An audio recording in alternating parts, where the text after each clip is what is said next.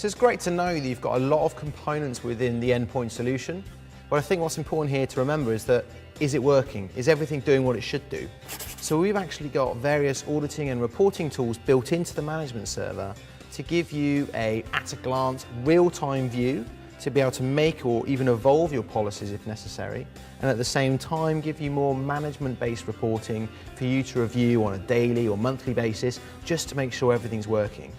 Let's take a closer look. Now there are various event viewers complementing various events, so for example plugging in a USB stick is a device control event, removing data from an endpoint is a data control event. If we look within the data control, you can, if you prefer, have a real-time glance within, say, the last hour, maybe based upon user, identifying what files, what source path they came from and where they were going to.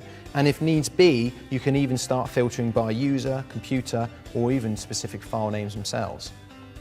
And if you're already aware of particular rule types, you can also start filtering them out and auditing that way. And then lastly, you can export this information into, say, a CSV or text format and then pass that on to the necessary auditing department.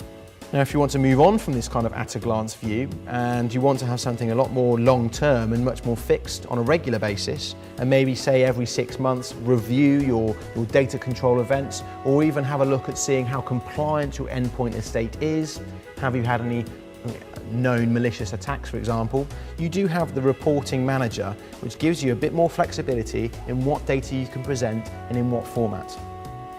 As you can see, there are some already pre-populated for you, but you do have the ability to create your own. And you can see these can either be based on event history or even on the alerts, and even summarizing over the last year how many threats you've had, how many cleanups have you had to attempt, those kinds of information.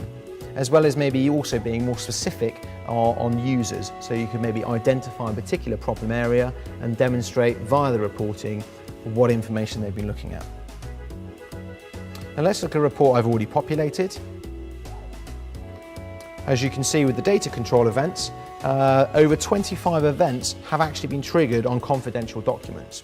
Now this may be particularly high and you may want to address that later or even identify a solution right now. But more importantly, over a period of time, you can start matching and identifying the patterns and making a decision then.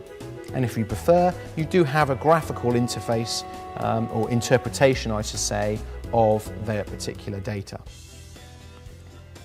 And then lastly, you're obviously not going to be needing to log into the Enterprise Console every time you want to run a report.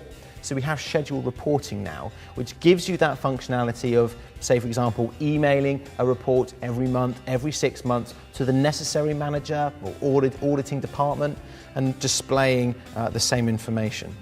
And the schedule is very simple. You can designate a time, how often over a period of maybe a month or 6 months, and then also deciding on the file format, even the language, and obviously the address that you'd like to send it to. So all in all, you're able to use the Sophos auditing and reporting tools to give you much more of an in-depth feel and understanding about how the Sophos endpoint solution is running within your endpoint estate.